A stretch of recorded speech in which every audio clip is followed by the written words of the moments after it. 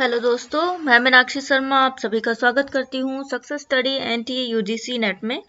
और जैसे कि आप देख रहे हो, मैं शकुंतला मिश्रा जो यूनिवर्सिटी है यहाँ का, मैं जो अभी हाल ही में पीएचडी एंट्रेंस हुआ था, मैं उसका क्वेश्चन पेपर डिस्कस करने वाली हूँ। और ये जो क्वेश्चन पेपर है, ये फर्स्ट क्वेश्चन पेपर है, मतलब जो जनरल क्वेश्चन पेपर होता है ये सभी को करना होता है। सब्जेक्ट का जो पेपर होता है वो अलग होता है, उसके क्वेश्चंस अलग होते हैं, ठीक है। तो यहाँ पे जो मैं आज डिस्कशन करने जा रही हूँ वो क्वेश्चन पेपर फर्स्ट है, मतलब जनरल क्वेश्चन पेपर है। सबसे ज़रूरी बात ये कि अगर आप हमारे चैनल पे नए हो तो चैनल को सब्सक्राइब कर लीजिएगा और साथ में एक लाइक ज़रूर कर दीजिएगा वीडियो को। और वीडियो अच्छा लगे तो अपने दोस्तों के साथ ज़रूर शेयर करिएगा। तो चलते हैं हम क्वेश्चन की तरफ। और इससे पहले मैं अदर यूनिवर्सिटीज़ का क्वेश्चन पेपर सॉल्व कर चुकी हूँ, तो आप हमारी अगर प्लेलिस्ट में जाओगे तो आपको मिल जाएगा। वहाँ पे स्टेट और सेंट्रल दोनों तरह की यूनिवर्सिटी के क्वेश्चन पेपर हमने करवा रखे हैं। और बात करें सब्जेक्ट की, तो सब्जेक्ट सोशल वर्क, उसका क्वेश्चन पेपर आपको मिल जाएगा, ठीक है। तो चलते हैं हम क्वेश्चंस की तरफ। ये देखिए, पहला क्वेश्चन आपकी स्क्रीन पे है, ठीक है। आंकड़ों की आंतरिक एवं बाह्य विवेचना की आवश्यकता निम्न में से किस शोध में होती है, आपको बताना है। तो प्रयोगात्मक शोध होता है, या फिर ऐतिहासिक शोध होता है, या केस अध्ययन शोध होता है, या एथनोग्राफिक शोध होता है। तो क्या सही है? तो आंकड़ों का जो आंतरिक और बाह्य विवेचना की आवश्यकता होती है तो वो होती है ऐतिहासिक शोध में, ठीक है। बी ऑप्शन सही है।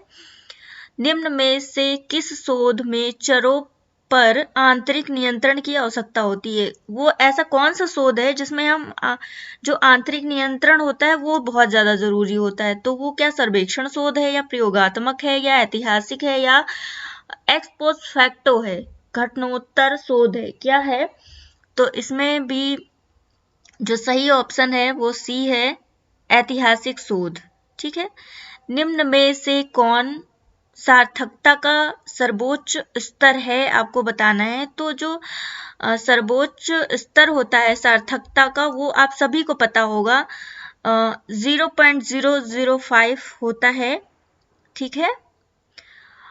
यदि कोई शोधार्थी एक समूह के उत्तरदाताओं का किसी सामाजिक मुद्दे के प्रति प्रतिक्रिया की तुलना करना चाहता है तो उसे क्या प्रयोग करना चाहिए, ठीक है।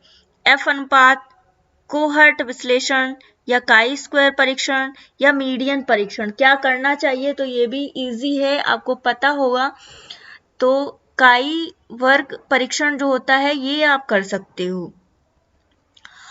निम्न में से कौन सिद्धांतों के निर्माण में सहायक होता है, आपको बताना। सिद्धांत निर्माण किसमें होते हैं? अगर आपने डीपली पढ़ा होगा, ठीक है, कीवर्ड को आप पकड़ रहे होगे तो समझ गए होगे कि गुणात्मक शोध होता है मौलिक, या फिर क्रियात्मक, या ऐतिहासिक, ठीक है। तो यहाँ पे अगर हम बात करें सिद्धांतों का निर्माण जो करता है तो वो होता है मौलिक शोध। वहां पे हम सिद्धांतों का निर्माण कर सकते हैं, ठीक है।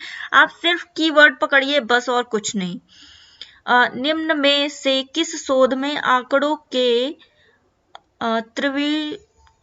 त्रिविमीकरण की आवश्यकता होती है, ठीक है, बताना है आपको।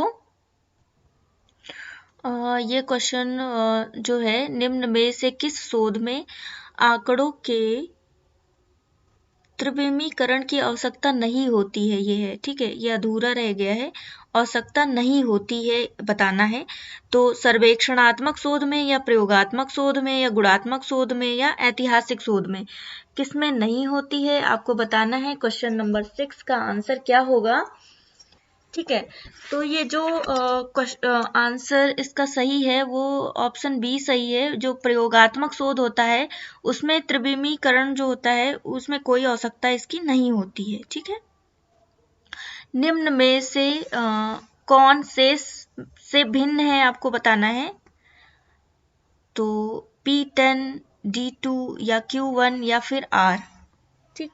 तो यहाँ पे जो भिन्न है वो है R, ठीक है, डी ऑप्शन सही है।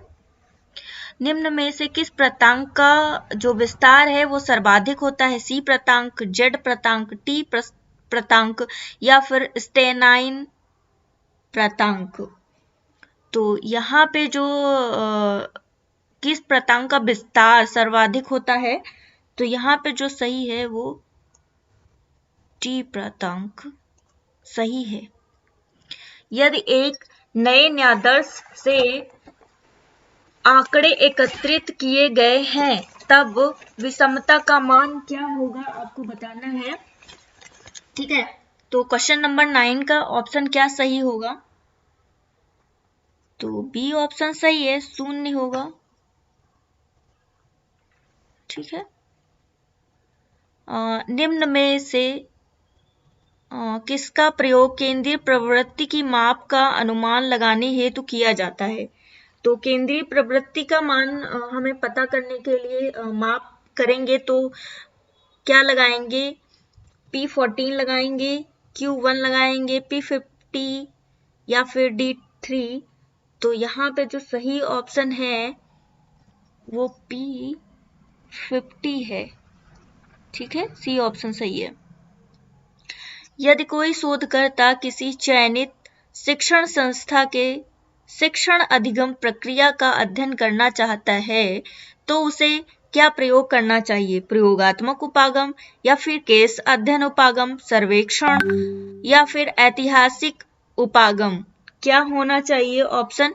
तो ये भी बड़ा इजी है, जब भी हम शिक्षण संस्थान आए, कीवर्ड पकड़िए, अगर शिक्षण संस्थान आए तो हम निश्चित ही केस अध्ययन उपागम का ही प्रयोग करेंगे। ठीक है, तो बी ऑप्शन सही है।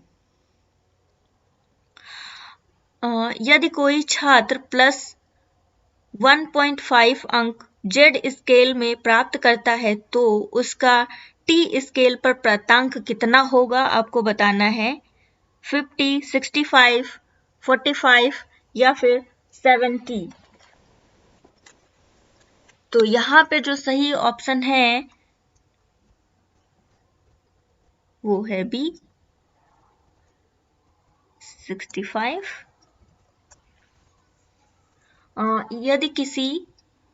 यदि किसी अंक वितरण के प्रत्येक प्रांतांक में एक स्थिरांक जोड़ दिया जाए तो निम्न में से क्या अपरिवर्तित रहेगा। ठीक है, अपरिवर्तित क्या रहता है, मध्यमान विचलन या फिर चतुर्थांक विचलन या विषमता या उपरोक्त सभी। तो यहाँ पे जो सही है वो है डी, उपरोक्त सभी।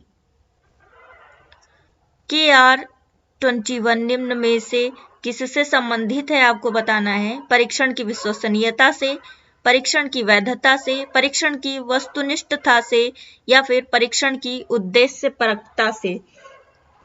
तो यहाँ पे जो R21 है ये परीक्षण की विश्वसनीयता से संबंधित है, ए ऑप्शन सही है। यदि कोई शोधकर्ता लिंग भेद अथवा लिंग भेद का अध्ययन के माध्यम से सहसंबंध का अध्ययन करना चाहता है तो उसे किसका प्रयोग करना चाहिए, Y1P या फिर YPBS का। तो जो Y1 है ये ऑप्शन सही है, P। ठीक है, एक अच्छे शोध की निम्नलिखित में से कौन सी विशेषता नहीं है आपको बताना है। तो पुष्टि योग्य साक्ष्य या व्यक्तिपरक या वस्तुपरक या व्यवस्थापन नहीं है पूछा है, तो जो व्यक्तिपरक होता है यही नहीं होता है, तो बी ऑप्शन सही है आपका। ठीक है, बी ऑप्शन सही है। प्रसंगात्मक अभिबोध परीक्षण जिसे TAT बोलते हैं की प्रविधि से जुड़ा है। TAT किससे जुड़ा हुआ है आपको बताना है, प्रक्षेपीय से जुड़ा है, मापन से या पैनल अध्ययन से या फिर फील्ड वर्क जो होता है उससे जुड़ा है। तो जो ये प्रक्षेपीय होता है इसी से जुड़ा है, इसको कहते हैं प्रोजेक्टिविटी। ठीक है, प्रोजेक्टिव कहते हैं, प्रक्षेपीय को प्रोजेक्टिव कहते हैं। नियंत्रित समूह एवं चरों की पूर्ण पश्चात समझ को किस अनुसंधान से जोड़ा जाता है, क्षेत्र अध्ययन पद्धति, ऐतिहासिक पद्धति, सर्वेक्षण पद्धति या प्रयोगात्मक पद्धति। तो जो नियंत्रित समूह और चरों की पूर्व पश्चात समझ को जो अनुसंधान से जोड़ा जाता है वो अनुसंधान होता है, कौन सा होता है? तो वो प्रयोगात्मक होता है। किसी घटना, समुदाय, व्यक्ति का गहन और विस्तृत विश्लेषण क्या कहलाता है? सर्वेक्षण पद्धति या विषय वस्तु पद्धति या सांख्यिकी पद्धति या उद्विकासीय पद्धति। तो ये जो किसी घटना, समुदाय, व्यक्ति का गहन अध्ययन संबंधित होता है वो होता है, किससे संबंधित होता है? विषय वस्तु पद्धति होता है। ठीक है, बी ऑप्शन सही होगा।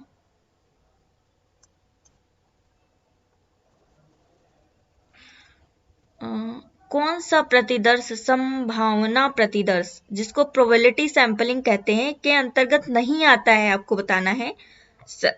सरल यादृच्छ प्रतिदर्शन या स्थिरीकृत या फिर बहुचरणीय या सउद्देश्य, कौन सा नहीं आता है प्रोबेबिलिटी में, वो आपको यहाँ बताना है। ठीक है, तो जो प्रोबेबिलिटी में नहीं आता है पूरे 1 2 3 मतलब ABC जो हैं वो आते हैं, और जो ये सउद्देश्य है ये नहीं आता है, ये नॉन प्रोबेबिलिटी का है सैंपल। ठीक है, टीपेट तालिका किस प्रतिदर्शन के साथ जुड़ी है? कोटा प्रतिदर्श, बहुपक्षी या फिर गुच्छ या फिर सरल यादृच्छ प्रतिदर्शन। तो जो टीपेट तालिका है वो जुड़ी हुई है सरल यादृच्छ प्रतिदर्श। वीडियो कैसा लगा आप जरूर बताइएगा, अपने दोस्तों के साथ जरूर शेयर करिएगा। और भी यूनिवर्सिटी के क्वेश्चन पेपर हमारे प्लेलिस्ट में पड़े होंगे, ठीक है, आप देखेंगे तो आपको मिल जाएंगे। मिलते हैं नेक्स्ट पार्ट में, क्योंकि वीडियो बहुत लंबा हो जाएगा। ठीक है, क्वेश्चन भी हैं काफी ज्यादा, तो मैं एक साथ नहीं शेयर कर सकती हूँ। ठीक है, थैंक यू सो मच। मिलते हैं नेक्स्ट वीडियो में, और वीडियो को एक लाइक जरूर कर दीजिएगा और शेयर करना बिल्कुल मत भूलिएगा। Thank you so much.